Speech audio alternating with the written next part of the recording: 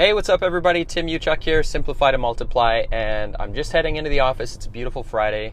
I love Fridays because we have pizza every Fridays. It's one of our many rituals. The other one is on Saturdays. We call them, I've got 3 kids under 4, so we call them waffle parties. We make fun waffles every Saturday morning. And then when that is done, we count down to the next waffle party. So every day it's how many sleeps till the next waffle party. It's these small things that make life exciting, I think. It's just to kind of appreciate those small little things. And speaking of small little things, I wanted to talk about, in this episode, something that it's actually one of my favorite metaphors, and it's one that I use quite often with businesses. And it can be applied basically anywhere in your life, and it's a good kind of way of looking at things. And that is the concept of signal to noise. So you've probably heard of the signal to noise ratio, but maybe not have given it that much thought. And the best analogy that most people can relate to, I guess if you've been around long enough to remember AM/FM radio, is trying to find a station when you're out in the middle of the country and you hear all that static. Well, when you hear all that static, you have a low signal to noise ratio, meaning that there's more noise in the signal. And so that's not a good thing, and it's not clear, it doesn't sound good to the ear, and that's not what you want. Now, if you apply that same framework in other aspects of your life, the same kind of holds true in terms of your ability to focus, to get and pay attention to and notice what you want versus what you don't want. So it really does apply to all aspects of your life if you arrange things in such a way that you are strengthening your signal to noise. So a couple examples for me. There is, I can't remember, I think Mary Ann Kondo, I'm probably butchering her name, but The Timeless Art of Tidying, I think. My apologies. But it's a great little read, and it's all about kind of creating just a beautiful Zen-like space where you live in your home. And it's about surrounding yourself with things that bring you joy, in a nutshell. And so if you think about like your closet, for example, I used to have all these different kinds of hangers, and it just didn't look good. And it's a small thing, but I think the small things are the big things. And if you go to a place that's well organized, and it's like a nice restaurant, for example, you feel that energy. It's like that noise, that absence of noise. Now the polar opposite end of the spectrum is when you watch an episode of Hoarders.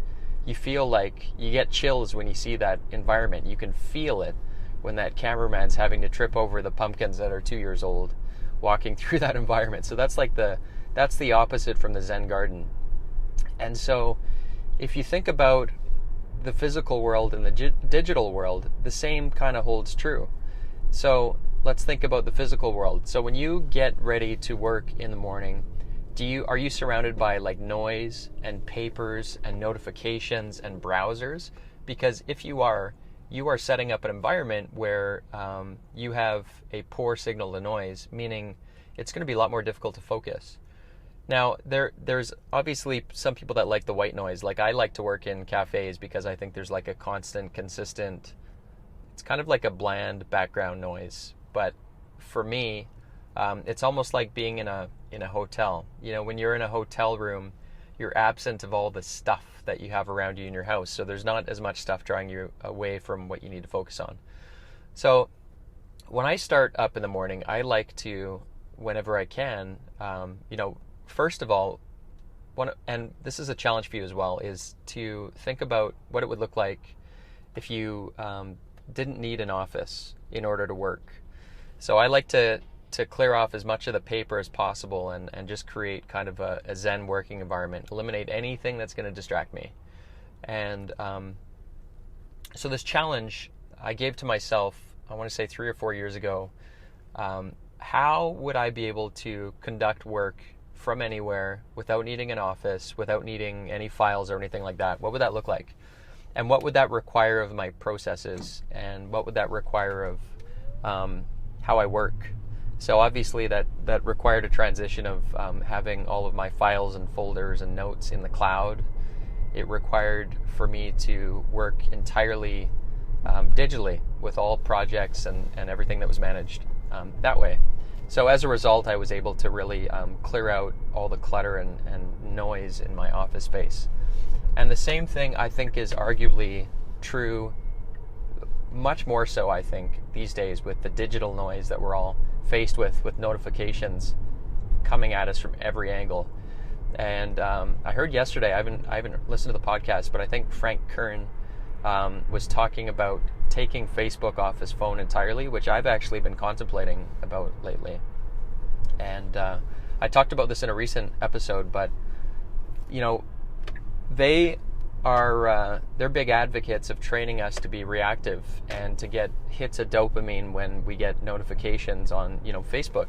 It feels good. You get that little red bell and you think that something important is happening, and it's like it's almost like that news ticker under CNN, where you think that there's something urgent, important that you must pay attention to right now in the moment. And so what they're doing to our brains, though, is they're turning us into more reactive than proactive people. So I've really been thinking a lot about this. With my email, I like to schedule 2 times per day when I just jump in and get it done and then jump out. And so I'm kind of toying with the idea. I don't know. Let me know what you think, and if that's crazy, if you would do the same, is actually take Facebook off your phone and then just use it strictly desktop for a limited amount of time during the day. So that's something that I haven't committed to it yet, but I'll let you know in a future episode. I'm thinking of doing that. But that is basically, this is like a construct that I pass for everything. I'm trying to constantly strengthen my signal to noise with everything. And there's so many directions you can take it, giving you the ability to be present, just to be present in the moment. If you've got strong signal to noise, that's what you're going to be reinforcing. So there's so many benefits to looking at your environment this way in terms of signal to noise. And I'd love to hear your thoughts and ideas on if you've thought about it this way, and even if you have some strategies in strengthening your signal to noise. But I'm at the office today. I hope you guys have an awesome day wherever you're at, and we'll talk to you soon.